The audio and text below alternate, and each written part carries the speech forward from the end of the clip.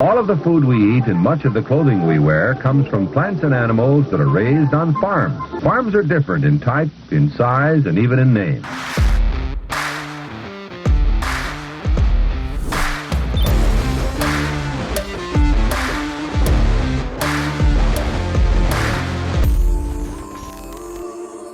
Welcome to Barn Talk. What happens at the barn stays in the barn, but not today. We're going to let it all out for you guys. Today, it's going to be a Barn Talk Q&A episode. We're going to answer your guys' question on the show.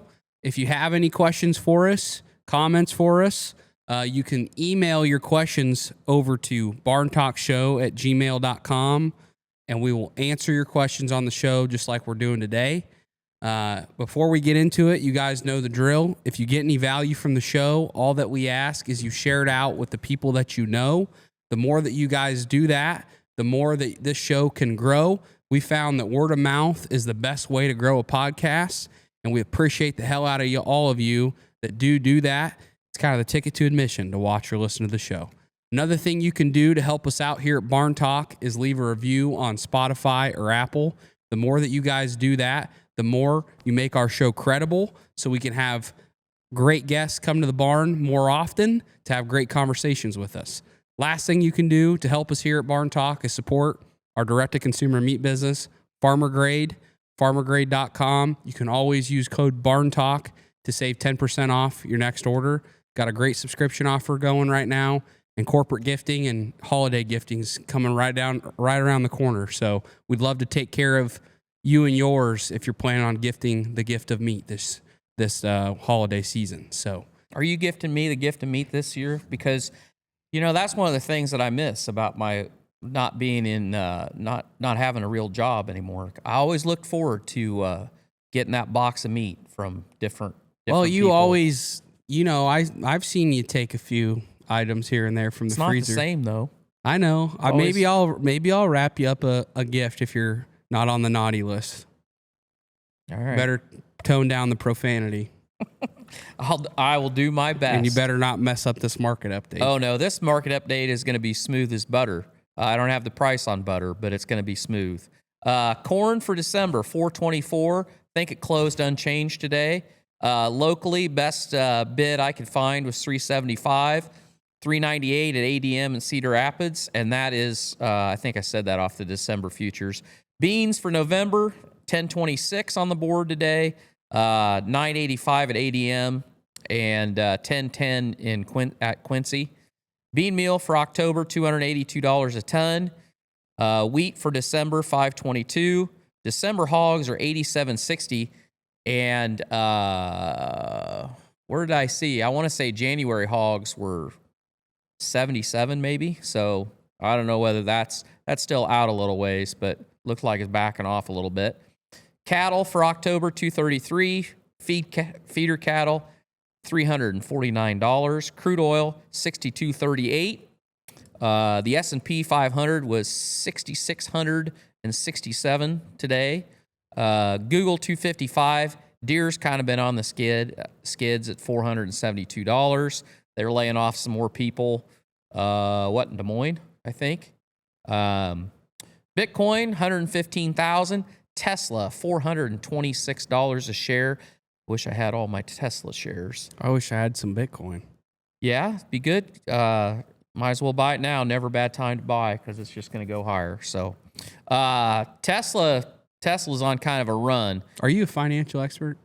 This is not financial advice, and there is a disclaimer that you should all read at the end of this episode online that tells you not to take advice. At the bottom of the description. Yeah, don't take advice from circus midgets like me. However, I will say, I watched a pretty interesting video yesterday about kind of where Tesla's full self-driving is, and it's getting faster.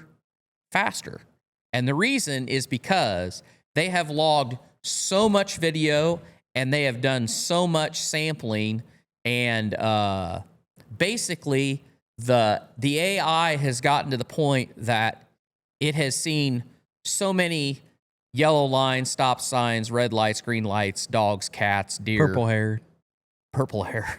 gotta watch. You still gotta watch for the purple hairs or blue hair. They react entirely different than deer. They might go halfway across They might the road. be a grizzly. They might be a lion. Yeah, you don't know whether they're going to run across the road, whether they're going to try to run at your car. I mean, yeah, I imagine that it still struggles with the They with might the blue and be purple licking hair. themselves like a dog or licking Well, it themselves depends like on what a they cat. identify as. Yeah. It all depends. I mean, they might identify as a deer that day. You might so. even find one fucking a car. Hey, I thought you said. Now this is double standard. Clean up your mouth. Just pretend Amy Larson's here. I know. Okay. Anyway, geez, this was pretty techie. Yeah. So basically what it comes down to is the software has gotten so good at identifying the easy stuff that it actually has to run fewer calculations all the time because there's so much that it's already known that it just has to run fringe. All right, I'm done with that. I'm just laughing I'm at that done with comment. That was a little, might have been a little too much on my end. You might have sent a little too hard. That was good. I was just playing around. So I hope no blue hair ladies watching. I don't think that we have many of those people. Probably not. I don't Probably think not. so. Yeah. Anyway, all that to say, I think that it's probably going to just go higher because they're executing on what they need to do. Gold, $3,716. Silver, $39. The 30-year Treasury, $4.75. The 10-year, 4.13. Our good friend Jerome Powell cut 1/4 point off the interest rate and told us that a half point was never even in a discussion because they've got such a firm grip on everything they're doing that no need for that. And I did throw in Beyond Meat there just because there was a story out today that their operational margin now is a negative 46%, and their number of days on payments to vendors has more than doubled. And there is a significant risk of them not being able to continue as a business entity. I thought that would warm your You're heart. never going to beat meat. Nope, you just can't beat meat. Never bet against the meat. You can't beat it. The meat can't be beat. Nope, it can't. That's all I got. This market update is courtesy of our good friends at Conterra Ag. If you would like a second set of eyes on the finances of your operation, give our good friends at Conterra a call or email or go to their website at conterraag.com. And one more thing, I forget because there's a lot of people that do a lot of great stuff for us and we don't always give them credit. I wanted to shout out a good friend of ours, Kyle Bennett from Brandt Manufacturing, because on the farm channel, you're going to see us demoing a Brandt grain cart. They were kind enough to bring one over and let us demo it, and I'm pretty excited about that. It's a pretty sweet rig. Also, Estes Concaves. We are running a set of XPR3 concaves in David's 660, and we got them in the other day, and we've only run, I don't know, what did we run? 10 acres, 15 acres, and then we had dryer problems, but there aren't many things that when people tell you that they're going to do this, this, and this, that, they really do. They really make a difference. They made a big difference. Yeah, and his combine. other ones were shot. Yes. So he was in dire need for some new concaves. He was in the need anyway. for a new pair. So I should preface that, and there'll be a video about it. It's not like we were running brand new concaves and pulled them and put these in. He needed a set of concaves anyway. However, they definitely are what they're cracked up to be. I don't know. I was trying to think of anything else. I think that's it. You kind of got into our first question. Somebody asked us, how's harvest going? Well, it's not going very well because David's the neighbor who we farm with. He's been on the podcast a few times. We always kind of have him on after harvest, but his corn's a lot drier than ours. We still got some green in our corn. So we went over there to start, and we were going to do, like Dad said, we were going to do, I don't know, we're going to do a full day maybe or half a day and then maybe switch out those concaves to kind of show the difference. But soon into it, dryer started having problems, and he's got one of those dryers.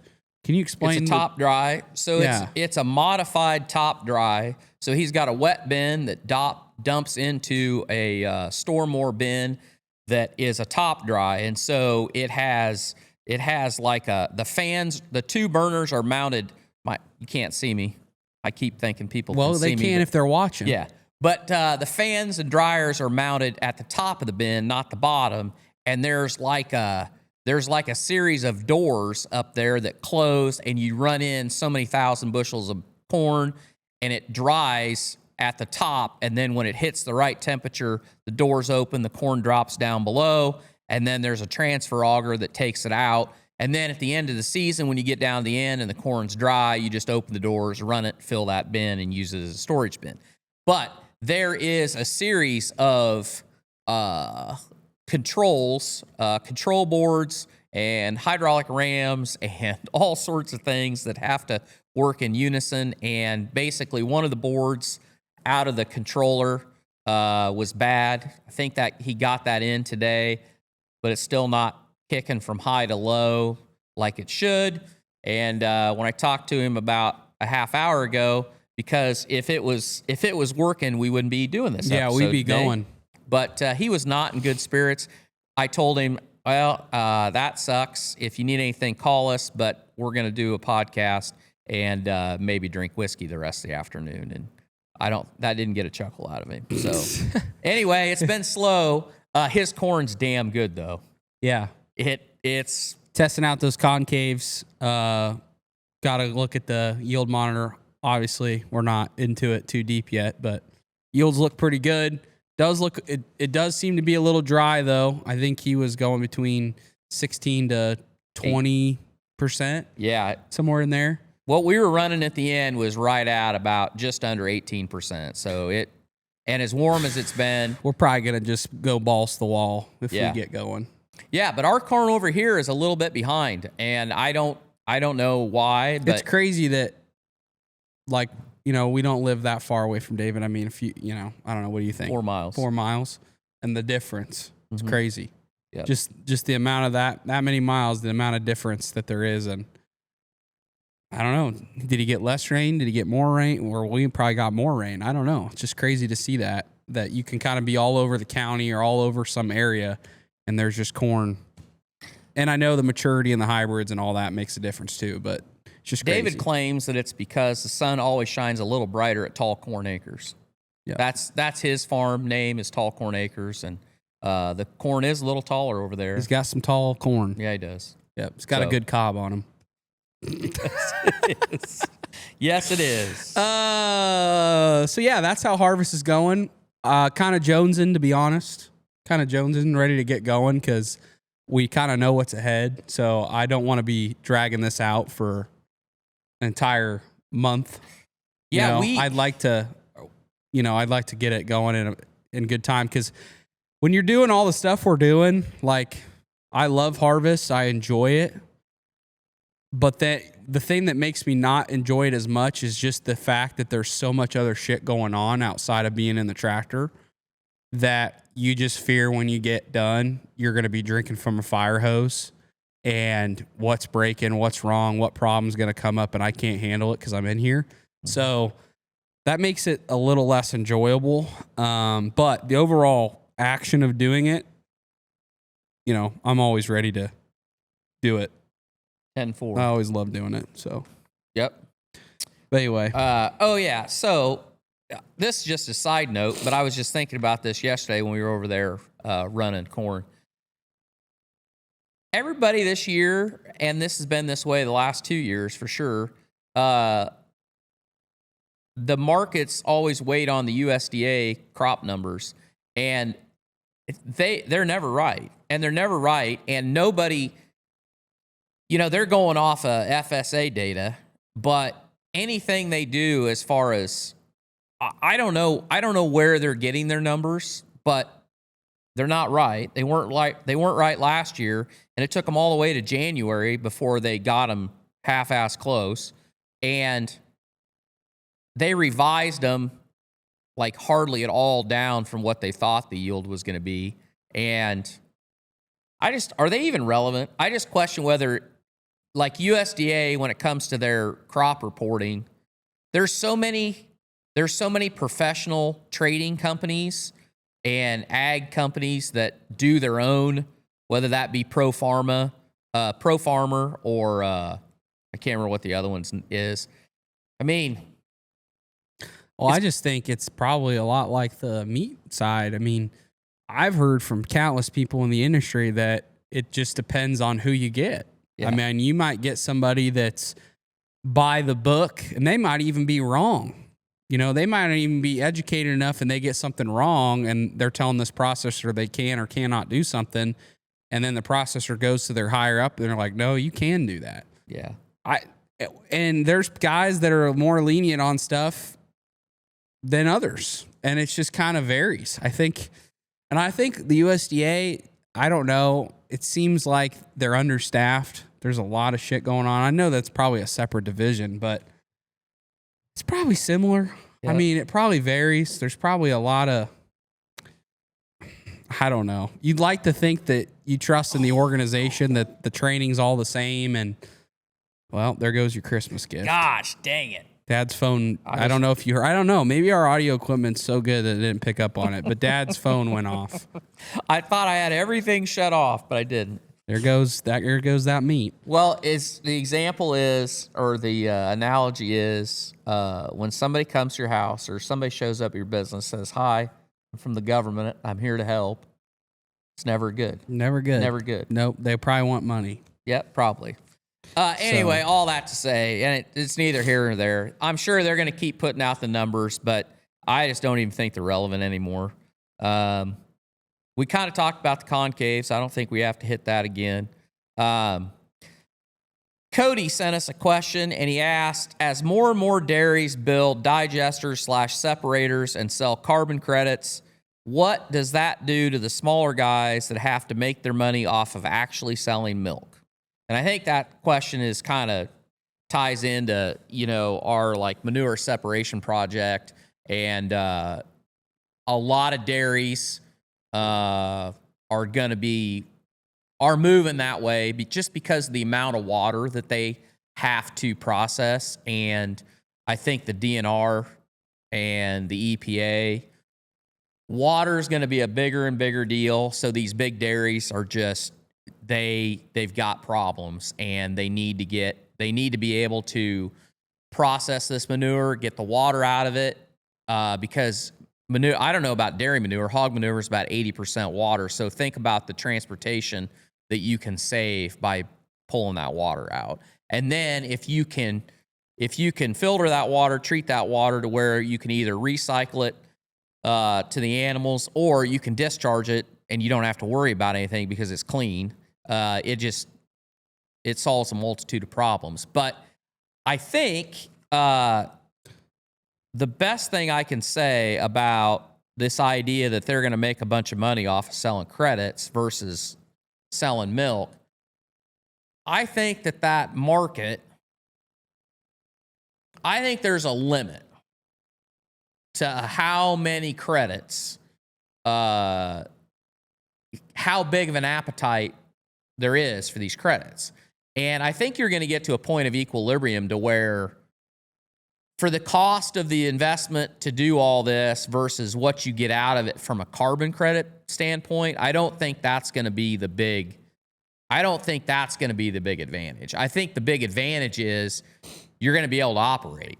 You're going to be able to keep your dairy, and you're not going to get fined for having your soil test too heavy or over applying or whatever. I mean, I think that's what it comes down to. Cost savings too. Yeah. I mean, I think that is where it's going to go. I don't think that the credits are ever going to be this giant profit center.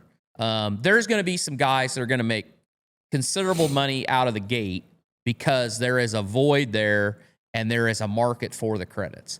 But I think that market is not unlimited.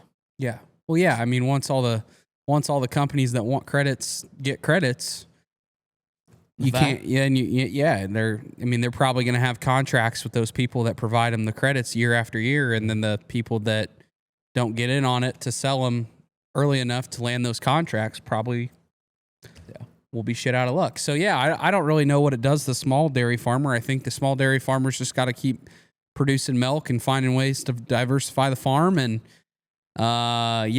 biggest thing would be worrying about regulation and the EPA or DNR coming up, sniffing up your ass and putting you out of business. Because, just here in Iowa, the DNR's really gotten strict on things on the manure waste side for hog barns. I mean, it's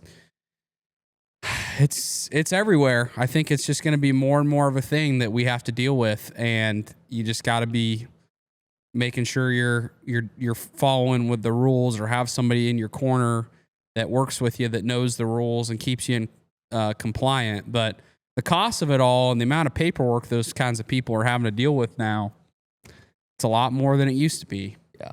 So. And I think one more point that I'll make is, while the carbon credits are what people are talking about today, the water thing is actually a much bigger deal. And I think as we get down the road, I think there'll be massive incentives for reducing water usage and recycling the water out of this manure, because I think water is ultimately going to be a bigger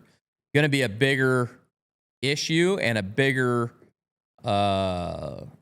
possible profit center than the carbon credits. So. Yeah, no, and we've heard that been thrown around a little bit, water credit, being thrown around. I don't think it's quite there yet, but just from people we've talked to, it seems that conversation just keeps getting more and more more fire added to it. So I think you're right. Yeah, and it's a bigger and bigger deal out west as far as having enough water, because you've had this explosion of construction of dairies out west, and they're scarce on water anyway. And so there it's a huge deal. In the Midwest, it's more an issue of, you take like Wisconsin and Minnesota, you have so many lakes and so many open sources of water that you have to worry about contaminating or manure getting to them or nitrates getting to them. And that's kind of the different side of it. Their problem isn't water for the animals. Their problem is keeping that water and recycling it, cleaning it, all of that. But all of that's going to get to be a bigger and bigger deal. Yeah. So.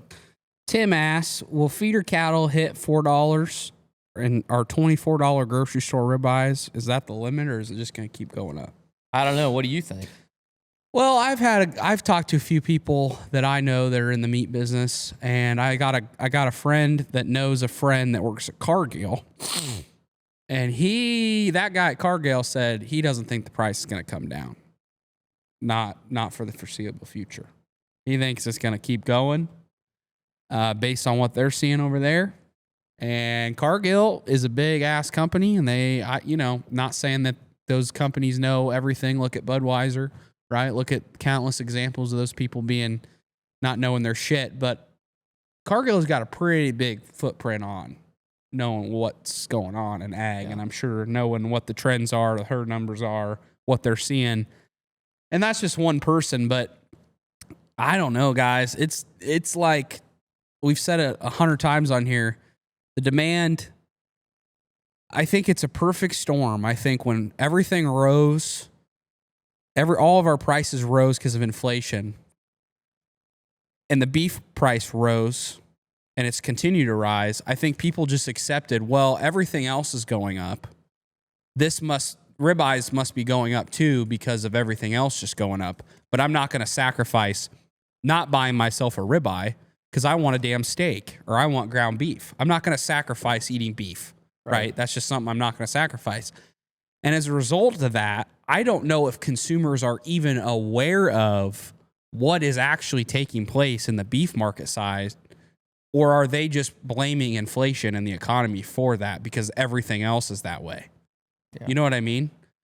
And so had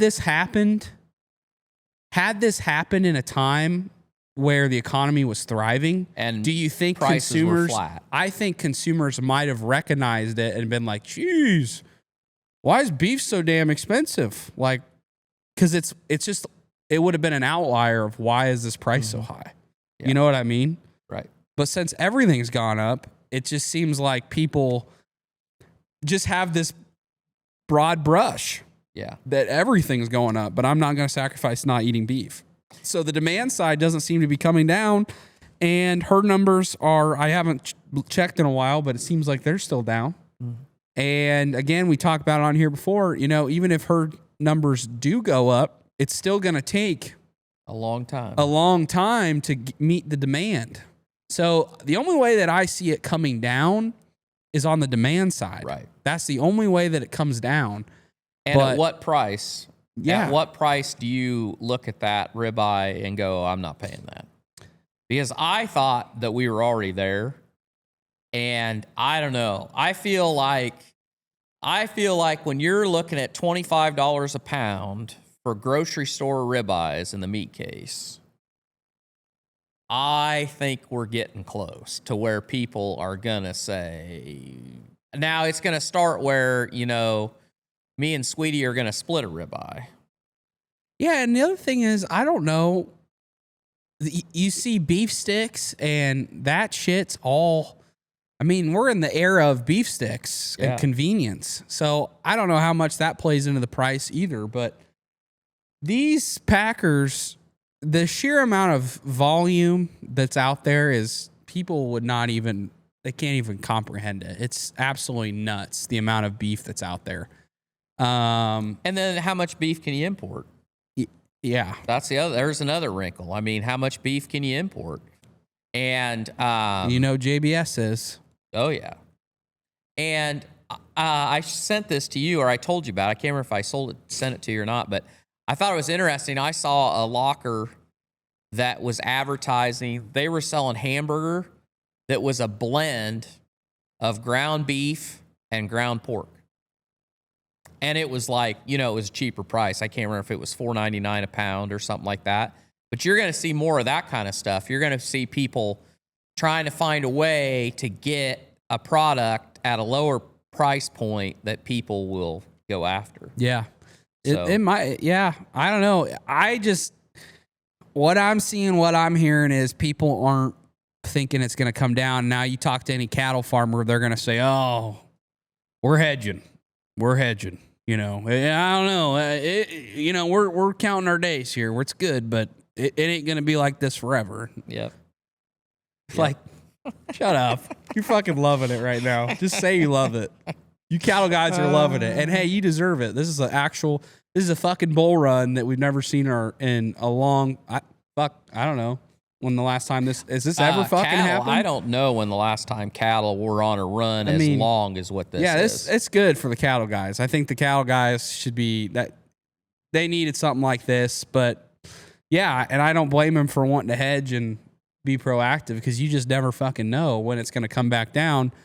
And I know that there's guys I've talked to that are like, man, it'd be good to get in some cattle right now. But I think everybody, and that's the other thing. That's the other reason I don't think herd numbers are going to go up is because unless you're somebody that is got a lot of cash, a lot of liquidity, and you're just some big dude that wants to raise some cattle because it's just good right now.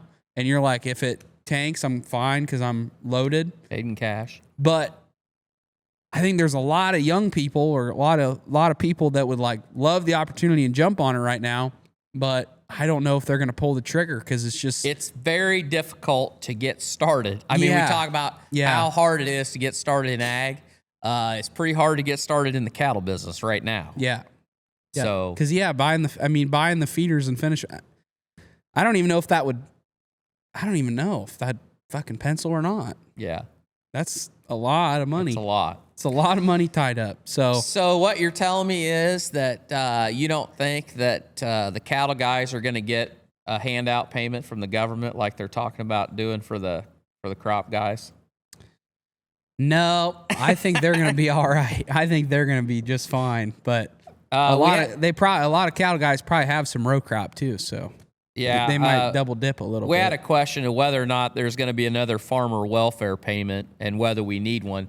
So, oh man, the social media, I think it started, I think the ones that took off was there was some farmers or a farmer, and I don't know who they were, down in Arkansas that put out this social media post about how bad everything was and how they needed, Trump to step in because these farmers are all going to go out of business.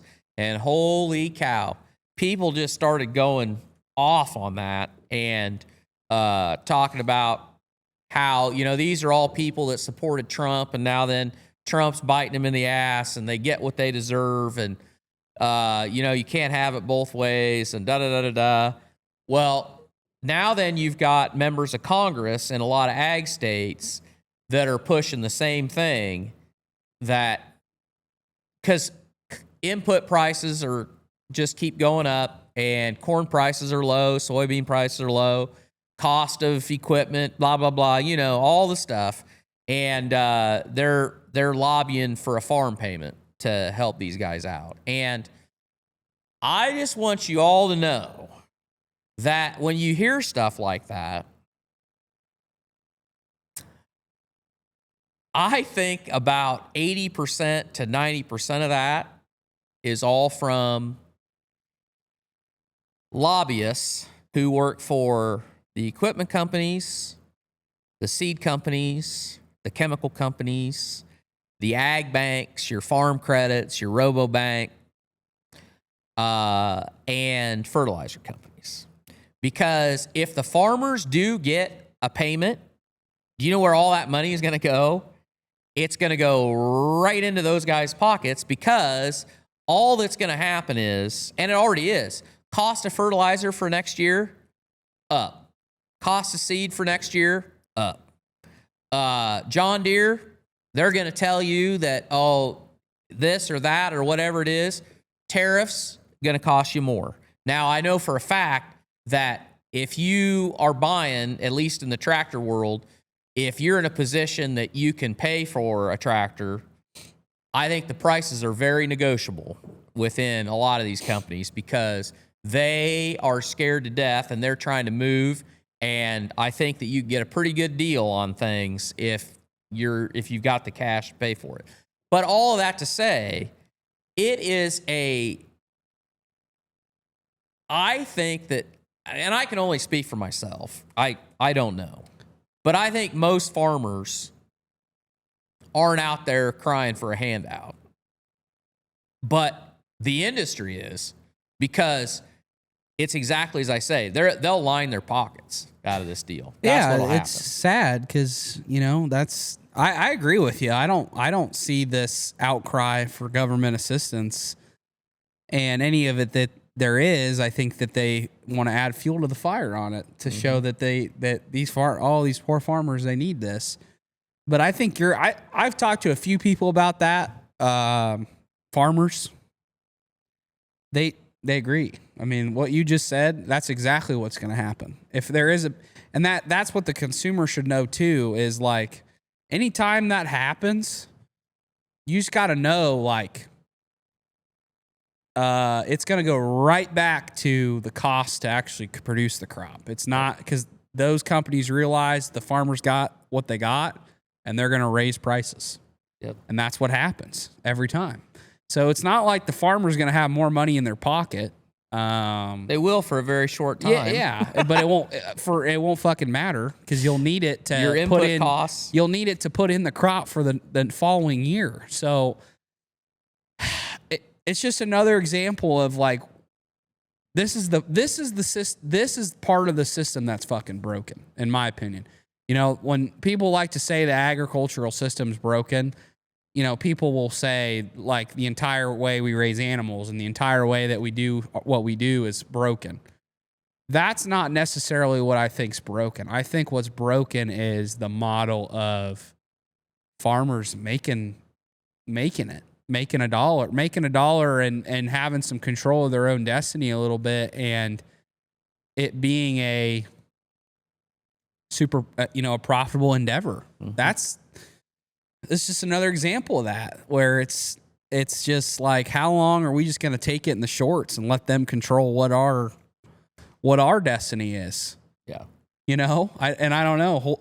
Let's all hold grain. Hey, if Nebraska and Iowa just said, hey, let's hold the grain, what do you think would happen? I think there would be a lot of farmers that say, yeah, that's a good idea, till it went up 10 cents, and then they'd start selling. Yeah. They cutthroat.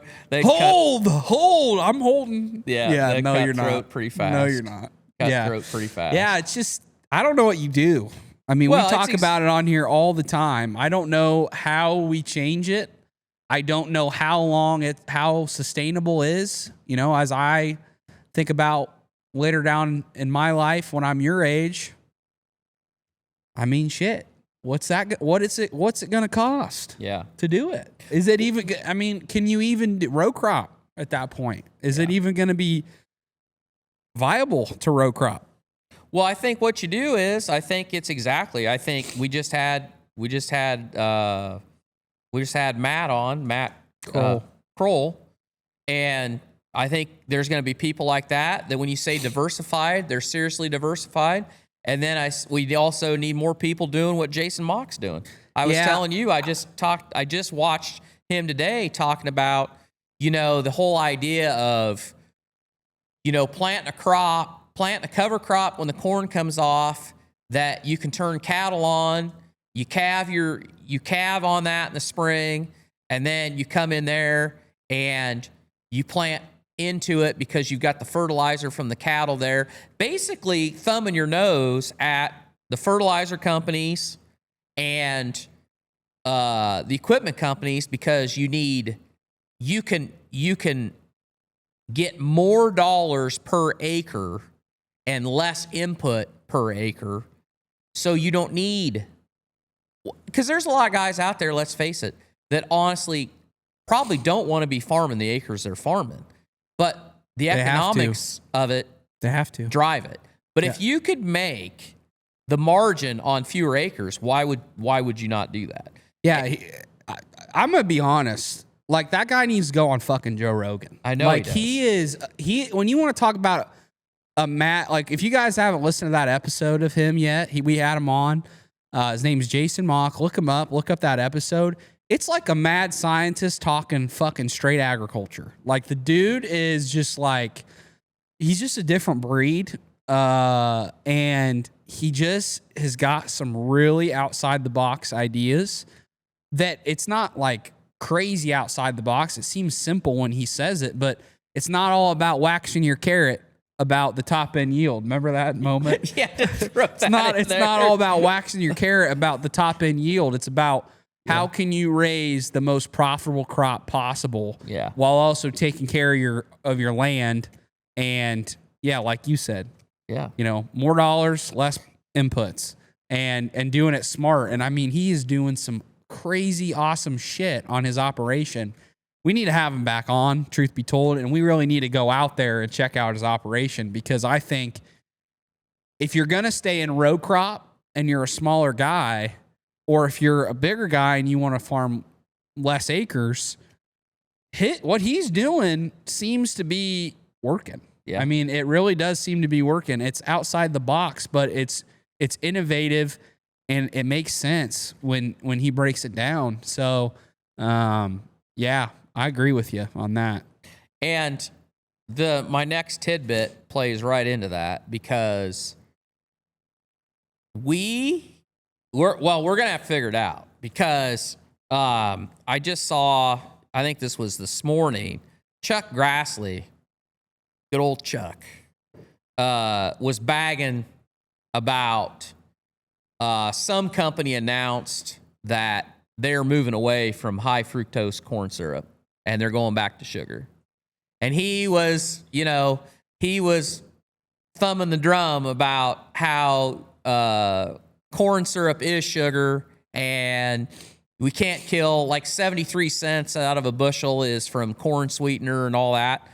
Well, that might be, and I don't care. I whatever. You can do whatever you want. You can buy as many sugary drinks you want.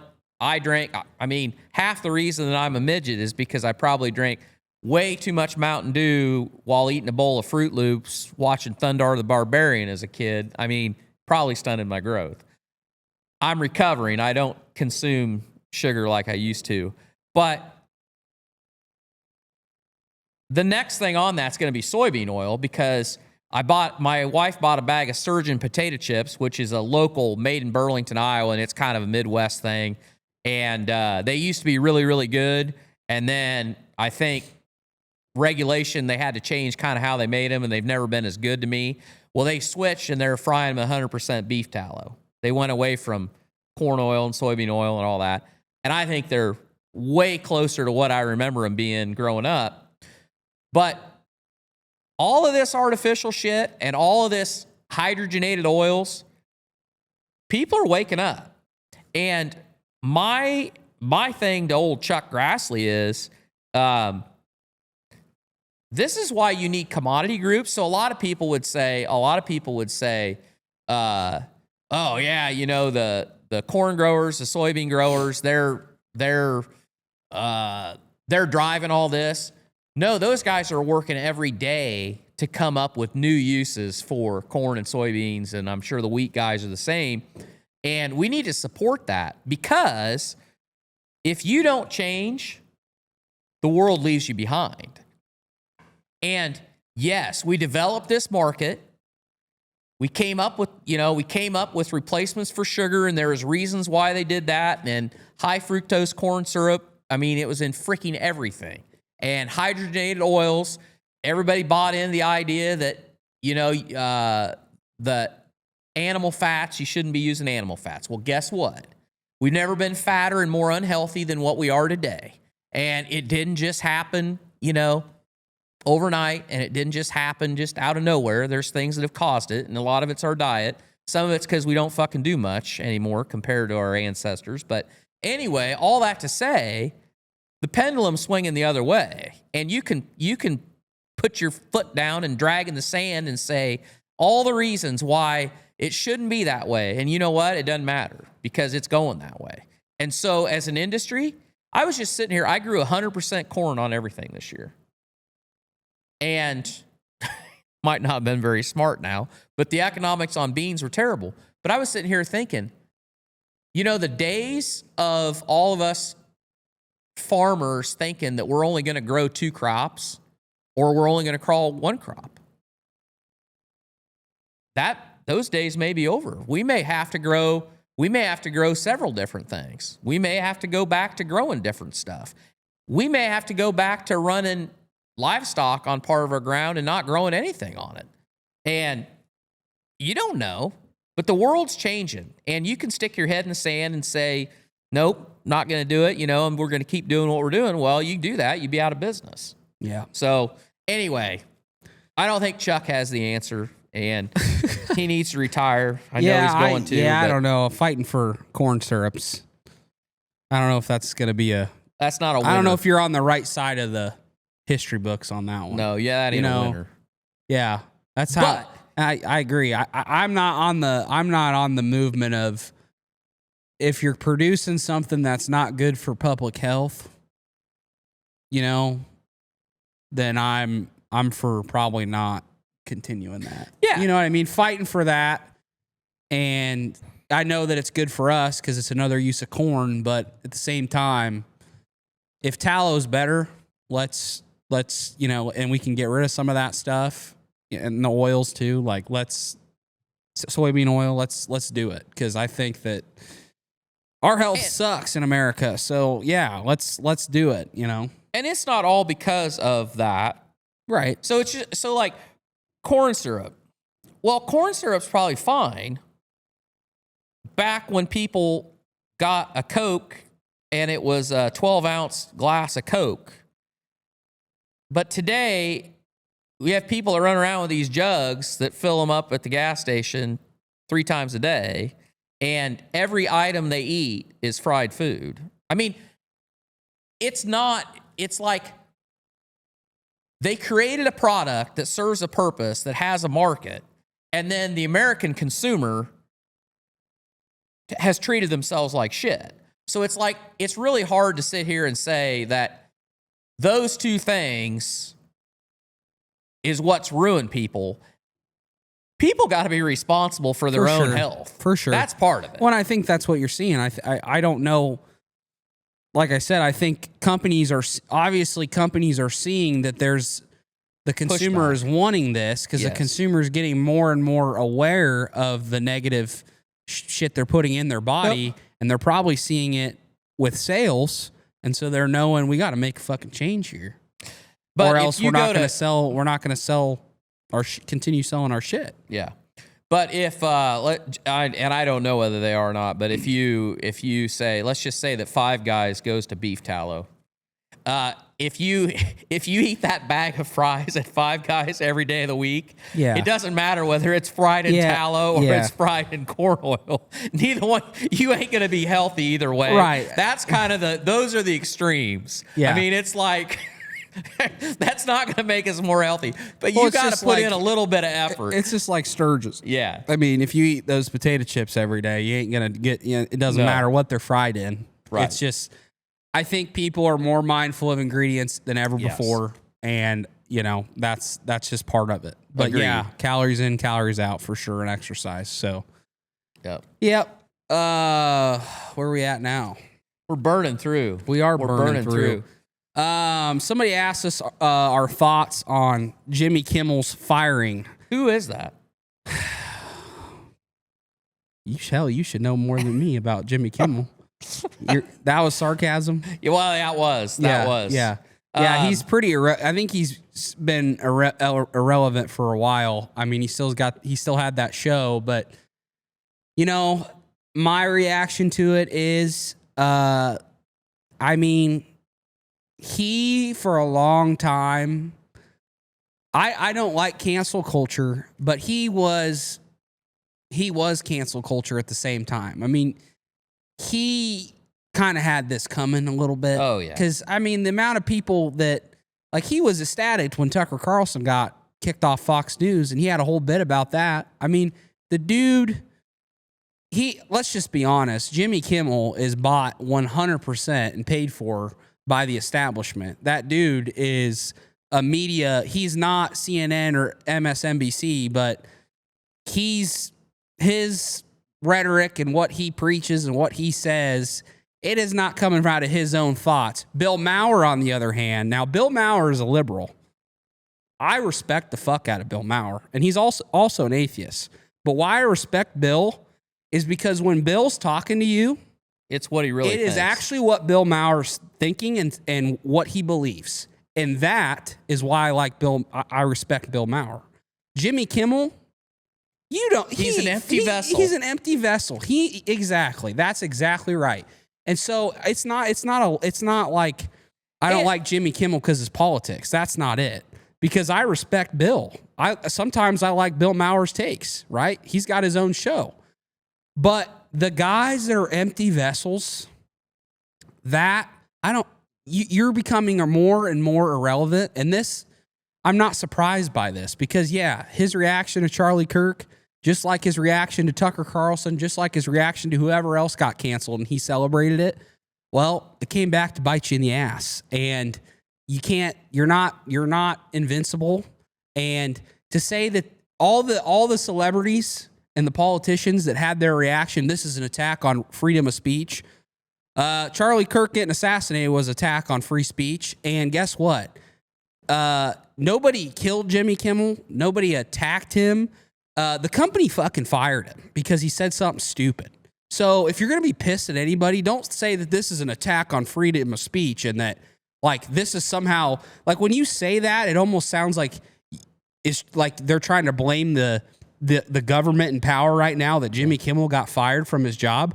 No, the network fired his ass. And let's be clear, ABC, I'd say they actually look kind of consistent because they're the ones that fired Roseanne Barr. They're the ones that fired the lady that was on The Mandalorian when it was super popular. Yeah, I don't remember her name. She was in Guardians of the Galaxy. Her, and you were all okay with that. That wasn't a threat on on freedom of speech. And I love Barack Obama. Talk about people that are irrelevant. Barack Obama had to get out and put his 2 cents in and talk about how this was attack on freedom of speech. And Roseanne Barr, she replied to him and was like, oh yeah, like how you stood up for me when they fired me. I thought that, I mean, I don't remember what her exact reply was, but it was savage and it was spot on.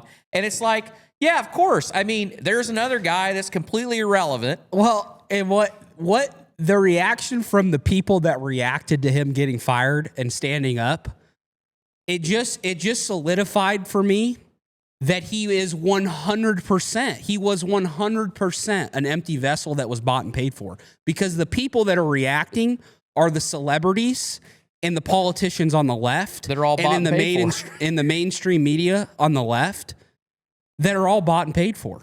So it literally just said to me, yep, you guys are all together. Yep. You guys all know you're playing the same game. Yeah. You've been playing the same game, and you're just pissed because your buddy got fucking fired. Yeah. And you're mad about it, but when it happens on the other side, you don't say shit. You celebrate it even. That's what you do. Jimmy Kimmel would highlight it and make a joke of it. So I could give a fuck less. I think he had it coming. I don't like cancel culture altogether. I think it's make this country weak. There are some lines that you can 1,000% cross. Do not get me wrong. There are some people that say some outlandish shit that they shouldn't say or do. But we're all human at the end of the day. We're all flawed. We're all sinners, and people are going to make mistakes. And I don't think you should judge somebody off of one mistake and that's how you define them for the rest of their life, depending on how severe it is, right? But and he could have apologized, but he said he wasn't going to apologize. Yeah. Although, 2 things. One, ABC, I think, was scared to death because if I'm right on this, I don't think they've ever had a time where as many affiliates, in other words, as many stations that are independently owned that run ABC on their cable network or on, their local affiliate, the backlash from them, if they wouldn't have taken him off, they were not going to show The Tonight Show. They said, no, we're not going to do it. And that was what got it going. And the other thing I'll say is ABC really played this well because they're getting the exact reaction that they want because nobody's blaming them. Everybody is blaming all the right, and they're blaming Trump, and they're blaming everybody else. They're not blaming ABC. And Clay Travis brought this up last night, and I thought this was a really good point. So, one, they're in the same boat as what was that CBS that had Colbert on? They fired him because basically they've been losing money on that show for however long. Well, Jimmy Kimmel, they're not making any money on that. His viewership has been tanking for a long time. But ABC is trying to buy, their parent company, Disney, is trying to buy NFL Network. So one, you get rid of Jimmy Kimmel, you save a bunch of money. Well, and they know that they need to appeal to the NFL audience. Exactly. And you don't want to piss off the FCC, which Trump now, because he's in office, has a hand on the FCC. So don't kid yourself. They looked at this as an opportunity and were like, okay, we save a bunch of money. We ain't going to get blamed for it. We're not going to piss off the administration. We can appeal to the NFL, and we might get this deal done and be able to buy NFL Network. I think that's spot on. And that was Clay Travis that I heard that from. So kudos to him because I thought that was a damn good idea. I mean, follow the money. That's a lot of when you boil it down to a lot of decisions that happen and things that happen. Follow the money. That's a big one. And yeah, I didn't even think of that, but that's probably that was probably their framework for making the decision. I thought that was pretty. Yeah, that is pretty good actually. But yeah, all in all, again, we've talked about it a million times on this show. The people that are out there that, whether they're on left, whether they're on right, the Bill Maher's of the world, the Joe Rogans, the Sean Ryans, the Tucker Carlson's having his own thing. And you know what? Maybe Jimmy can start his own thing and not be a vessel anymore. And maybe he'll show a different side of himself. That would be great. What I want in our media is people that make real content, speaking from their point of view, their real opinion on shit. Yeah. That's what we need. That is what we need. This network television, night show shit is irrelevant. It's irrelevant. People smell it. They see it. They recognize that this is bullshit. This is not what we want. We want the real stuff. We want the meat and potatoes. We want your actual opinion on things. We want what you actually think, not being an empty vessel that you just say what they want you to say. Card. What's on the cue card, what's on the script, in your own words, make a joke out of it. We want real shit. That's what people crave. That's what we want in our media. Yeah. And so I think that's what's like we've said, cable news and these mainstream media shit, it's not going to work. It's not going to be, I don't think it's going to continue on unless they make a drastic change, but I don't think they will, because they recognize and have had that conglomerate for so long that they had don't a captive audience. That's the thing. There wasn't the options that it is. I think that's a great point. I think that if Jimmy Kimmel and Stephen Colbert think that they honestly have a base of people that really value what they think, start your podcast. And I'm sure they will start podcasts. I guarantee you they will. I mean, that's what everybody's doing now. Even Chris Como. Yeah. When he was on CNN, he was a vessel. But when he got fired and let go from that, he started to kind of, wake up and say how he actually feels. Not saying that I think Chris Como's a great guy or anything like that, but hey, he's actually saying what he fucking thinks. And I think his tune changed a little bit after that. Yeah. And I think people respect that. That's what we want. That is what we want. Yeah. So, I encourage them. Start your own thing. Tell everybody what you really think and see what, and the market will decide whether or not you actually deliver value or not. Yeah. Speaking of the NFL, guys, I had this thought the other day. This is going to be week 3. Week 3 started last night. I love football. I love watching NFL and college football. But I just can't wrap my head around this. The NFL, the NFL that I knew, I was born 2000, right? I'm 25 years old. I didn't live the 90s or the 80s. I didn't live the 70s of NFL where it was hard hitting and, guys were beating up on each other and, smack talk was in an all-time high, and it was nitty-gritty football. And even in the early 2000s, it was that too, hard hitting, all that stuff. But we're in a point now in football where why are we trying to be politically correct inside NFL football? And I mean, when I say politically correct, that's not the right term. I just mean, why are you taking away shit that people love about football? Why are you taking away the big hits? Why are you taking away taunting? Like the Eagles-Cowboys game, opening game of the year, a guy tackled a running back in the backfield. Eagles defensive end tackled somebody in the backfield, got up and flexed on him. And you throw a penalty. That is the shit we like. That is the shit that fans want to see more of. We want to see teams, getting a little bit of a scruffle. Have a little bravado. Yeah, getting a little bit of a scruffle. Knock somebody's ass over the middle. Like, get up and tackle somebody or sack somebody in the backfield and talk some shit. That's what we want to see. That is grown-ass men playing football on the gridiron and it, being modern-day Coliseum shit. That's what we want, I don't get it. I don't understand why they're doing this. I don't understand why they're taking the fabric away from the game. And on the big hit side, I understand you want to protect players' safety. I get that. I think that's a good thing. But you listen to these guys, all these athletes are going on podcasts and talking, and they have their own platform. You hear them talk, they all say, we know what we're signing up for. I love this game so much, I'm putting my body on the line, and I don't give a shit. I'm playing this game because I love it that much. I'm going to play this game. I know what I'm signing up for. So you gotta find this balance, and I just feel like every year, football is just getting more and more like going away from its roots of what makes it fucking awesome. Like what people love about it.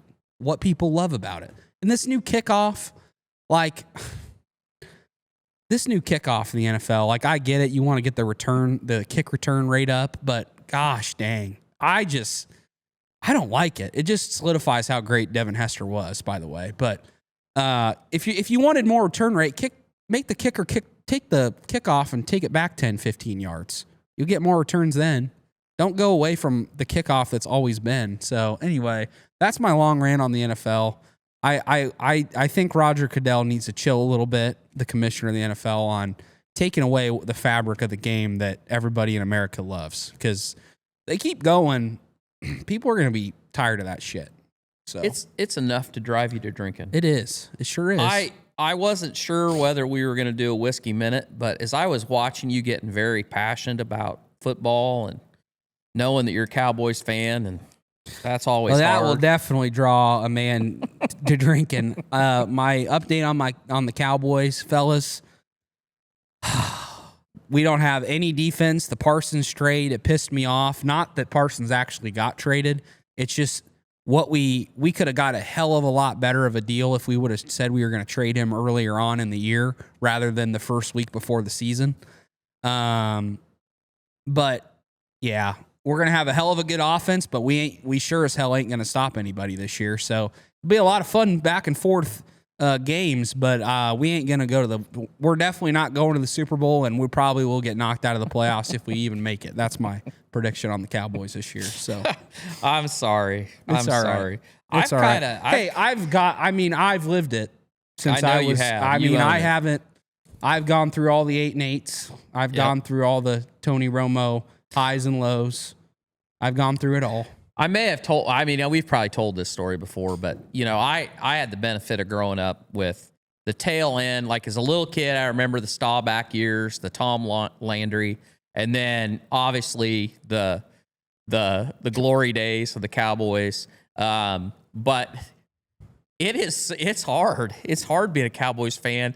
And Sawyer and I, we just talked about this not very long ago. I was telling somebody, I don't remember what year it was that you and I went to Texas Stadium, to the new stadium. AT&T. The AT&T Stadium, and it was the year that they beat the Seahawks In the playoffs. to go to the playoffs. No, they were in. That was they that were was a in. playoff But game. they've always gotten, that was the first time they'd won the first round of the playoffs in I don't know how long. Yeah.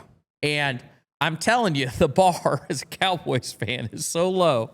When that game was over, the section we were sitting in, and we flew down there, went to my brother's, and then went to the game. We didn't know anybody.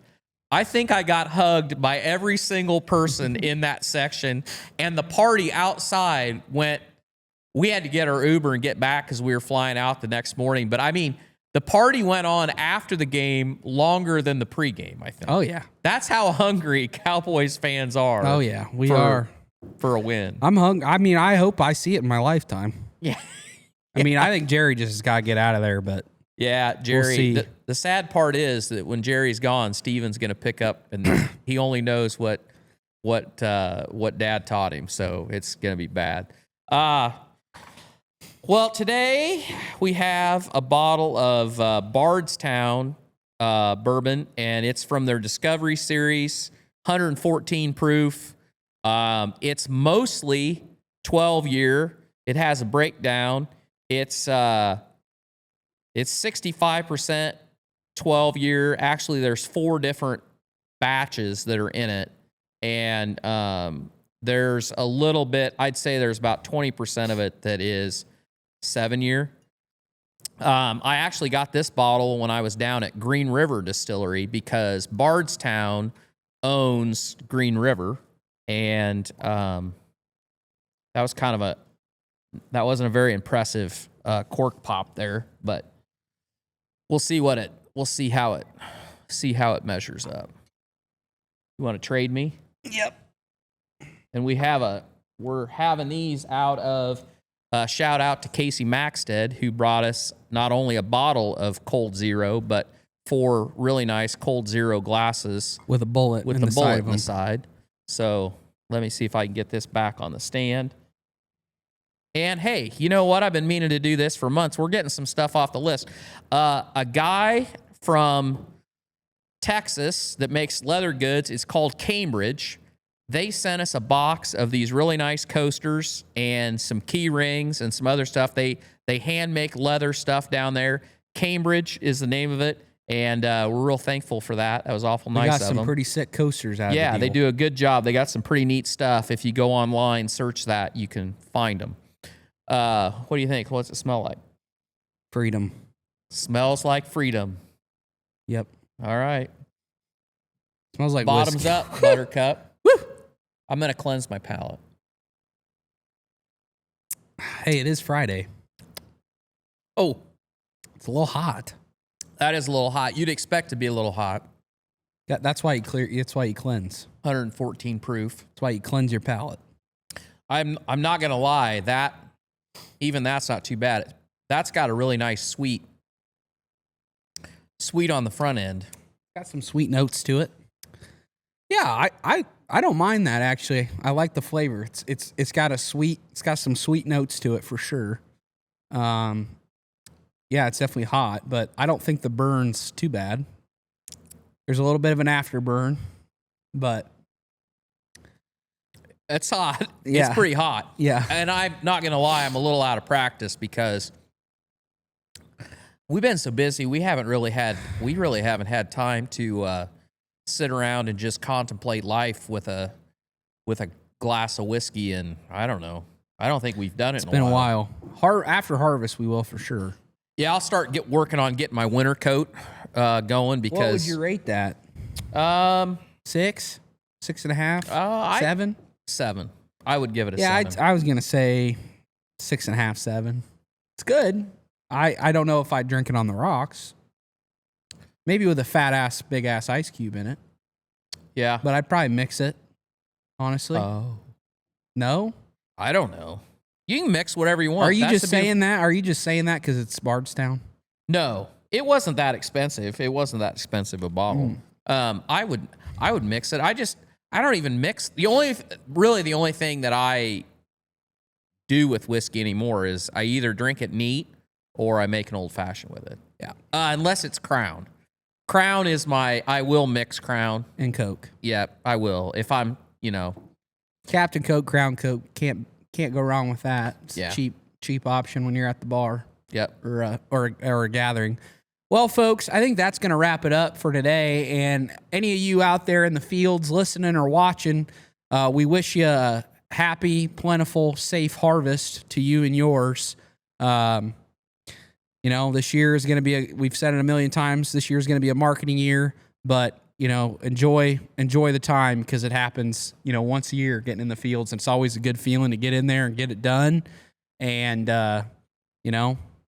can't feed the world without the farmers. So it's pretty awesome that we're all able to keep doing this. And it's a blessing to be a farmer, even through all the hard shit and even through the uncertainty of where we're at in ag and what it looks like. We're all trying to figure out where to go, but you just got to keep fighting the fight. And I just hope you guys are hanging in there and it's looking good coming in on the yield monitor. Hopefully you don't have too many grain spills. Nobody's overflowing the wagons or the semis too much. You'll have a little bit of that, but I already overflowed one just a little. well, bit you got to last work out night. the kinks. We're all a little rusty, I just thought the corn. I wasn't sure how dry it was. I thought I could pile it just a little bit higher, and it. You'll do it a few times, and then you'll be like, "All right, I know my limit. You'll get your timing down." Well, I just try to run enough of them over that you guys say, "All right, Dad, just go unload wagons. We'll take care of it." Okay. Well, Yep. that's good. Well, yeah, if you guys got any value from the show, please do share it out to the people that you know. Leave a review on Spotify or Apple. You can always use code Barn Talk to save 10% off your order for any farmer grade orders. Be thinking of us for when it comes to gifting. We love you guys. We appreciate you.